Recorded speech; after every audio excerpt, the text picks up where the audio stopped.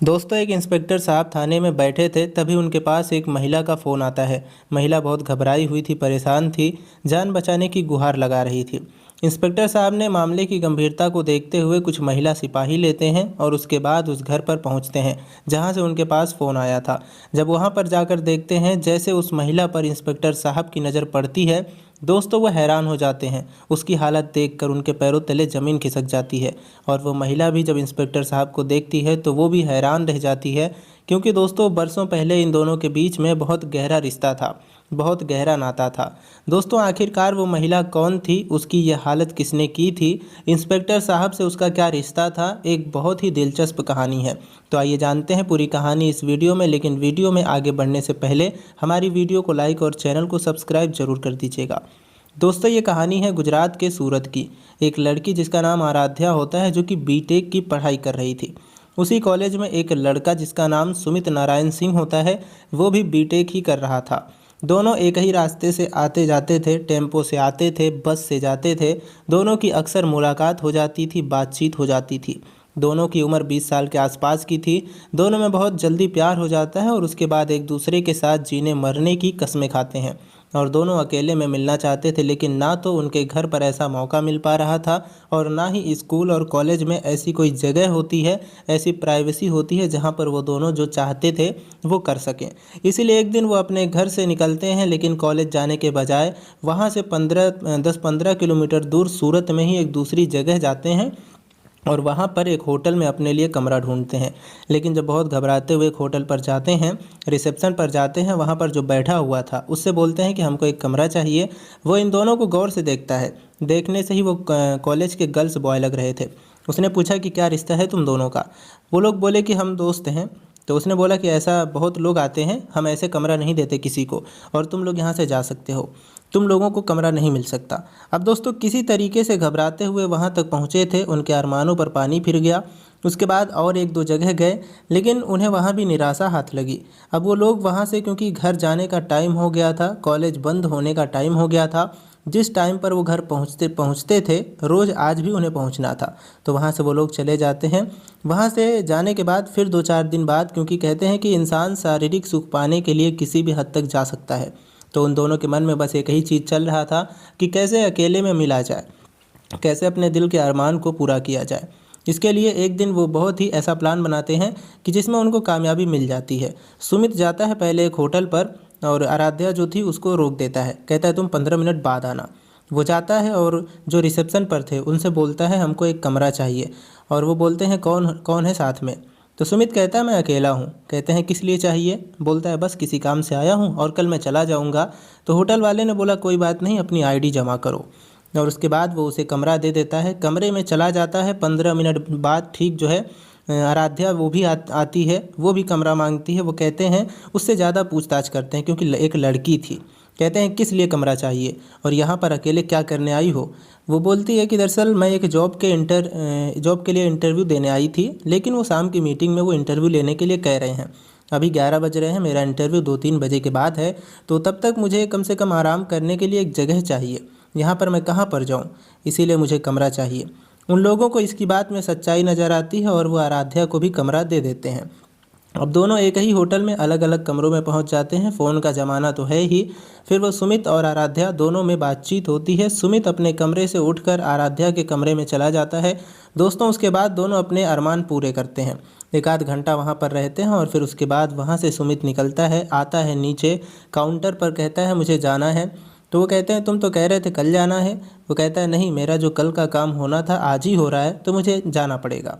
वो निकल लेता है और उसके बाद 1 घंटे बाद जो आराध्या थी, क्योंकि उसने तो बता रखा था कि मुझे 2 बजे निकलना है, वो भी आती है और वहाँ से निकल जाती है। इस तरीके से दोस्तों दोनों जो है अपना इसी तरीके से उनका अफेयर चलता रहा और इसी तरीके से वो अपना काम करते रहे, पढ़ाई भी करते रहे। लेकिन अब अक्सर मुलाकातों के दौरान 1 आध हफ्ते में कभी मिल लेते थे।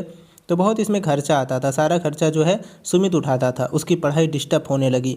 वो इसके लिए जॉब भी करने लगा। कहीं से अपने माँ बाप से पैसे ठगने लगा। हर महीने में 10-15 हज़ार रुपये का उसका खर्चा बढ़ गया। यही सब करते करते दोस्तों 3-4 सालों का वक्त बीत गया। जो आराध्या थी, दोनों एक दूसरे से बहुत प्यार भी करते थे और सुमित का इरादा था कि आराध्या उससे शादी करेगी। आराध्या भी कहीं ना कहीं ये सोच रखी थी कि हम दोनों शादी करेंगे। लेकिन कामयाबी की जहाँ तक बात है तो उसमें सुमित पीछे पड़ जाता है, पीछे रह जाता है, क्योंकि पढ़ाई पर इतना ध्यान दे नहीं पाता। उसके दिमाग में एक ही बात चलती रहती कि कैसे पैसे कमाऊं और फिर मुझे जो है उससे मिलना है। तो इसीलिए वो जो है पढ़ाई पर उतना ध्यान नहीं दे पाता। और आराध्या जो थी उसे तो कुछ करना था नहीं, वो सिर्फ सुमित से प्यार करती है और उसके बाद पढ़ाई पर ध्यान देती। अच्छे नंबरों से उसका बीटेक कंप्लीट होता है और उसके बाद एक कंपनी में उसे अच्छी सी नौकरी मिल लग जाती है।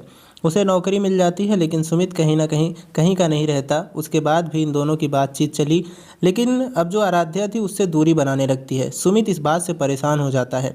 आराध्या अब उससे बात भी नहीं करना चाहती।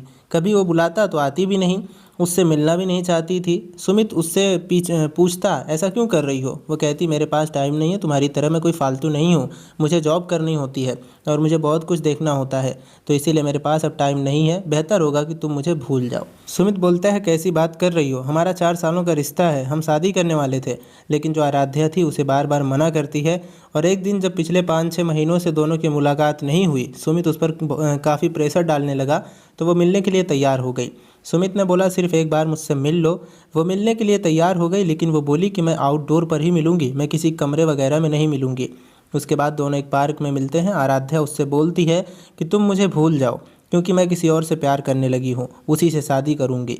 सुमित ये बात सुनता है तो उसके पैरों तले ज़मीन खिसक जाती है। बोलता है, क्या बात कर रही हो आराध्या? कहती है कि मैं जो भी कुछ कह रही हूँ यही सही है, मैं किसी और से प्यार करती हूँ, शादी भी मैं उसी से करूँगी। कहता है कि कैसा कैसा है वो? कहती है, बहुत अच्छा है, तुमसे काफ़ी अच्छा है और वो मुझसे सीनियर है, मुझसे ज़्यादा कमाता है, अच्छा है, जिम्मेदार लड़का है। सुमित क्या कर सकता था? रोया गाया। और उसके बाद वहीं से जो आराध्या थी उसने बोली, आज के बाद मुझसे कभी मत मिलना। और उसके बाद उसने अपना रास्ता अलग कर लिया।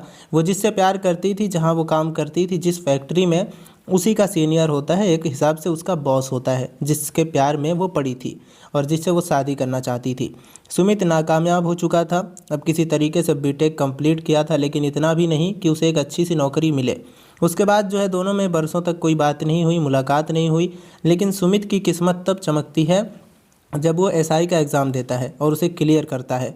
वो सब इंस्पेक्टर बन जाता है और जो आराध्या थी वो अपने सीनियर से, जिसका नाम वैभव होता है, उससे वो शादी कर लेती है। उसके बाद उसका पता नहीं वो क्या कर रही है, क्या नहीं कर रही है। दोस्तों, इस बात को 3 साल बीत चुके थे जब ये फ़ोन आया था, और फ़ोन करने वाली कोई और नहीं, आराध्या ही होती है। और जो सब इंस्पेक्टर थे वही सुमित नारायण सिंह। जब वो पहुंचते हैं, आराध्या को देखते हैं, आराध्या सुमित को देखती है, दोस्तों फूट फूट कर रोने लगती है, क्योंकि उसकी हालत ख़राब थी और ये हालत किया था उसके पति ने, वैभव ने।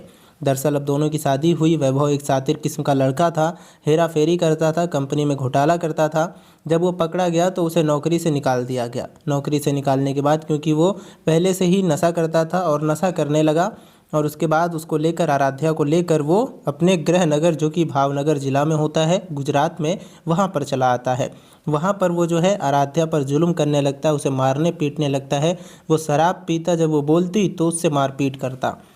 आराध्या परेशान हो जाती है।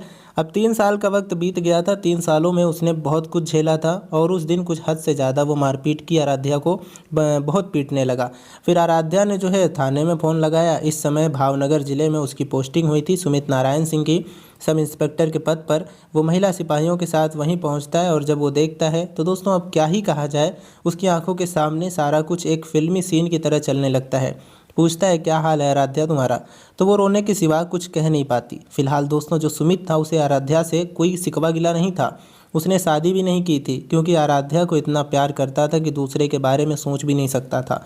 वो जो है आराध्या को समझाता है, सहारा देता है। आराध्या अपनी ज़िंदगी से ऊब चुकी थी, वैभव से छुटकारा पाना चाहती थी, लेकिन वो अपने माँ बाप की इकलौती संतान थी, कोई उसका साथ देने वाला नहीं था। उन्होंने उसे पढ़ाया लिखाया, बेचारे बुजुर्ग हो चुके थे। सोचे दामाद और बेटी अब हमारी देखभाल करेंगे, लेकिन दामाद की आदत ऐसी थी कि बेटी खुद परेशान थी। इसीलिए वो भी दुखी रहते थे दोस्तों। उसके बाद जब सुमित उसे सहारा देता है और कहता है कि आज भी मैं तुमसे उतना ही प्यार करता हूँ जितना पहले करता था, और हो सके तो फिर से मेरी ज़िंदगी में आ जाओ। दोस्तों उसके बाद उन दोनों का छुटकारा होता है, वैभव का और आराध्या का, और फिर से आराध्या जो है सुमित की ज़िंदगी में आ जाती है। आज इस बात को 3 साल हो चुके हैं, दोनों ने शादी की और दोस्तों दोनों बहुत ही खुश हैं, एक शानदार लाइफ एंजॉय कर रहे हैं। तो दोस्तों सुमित ने आराध्या के साथ सही किया या गलत, आप कमेंट करके ज़रूर बताइएगा। और ये कहानी अच्छी लगी हो तो हमारी वीडियो को लाइक और चैनल को सब्सक्राइब ज़रूर कर लीजिएगा।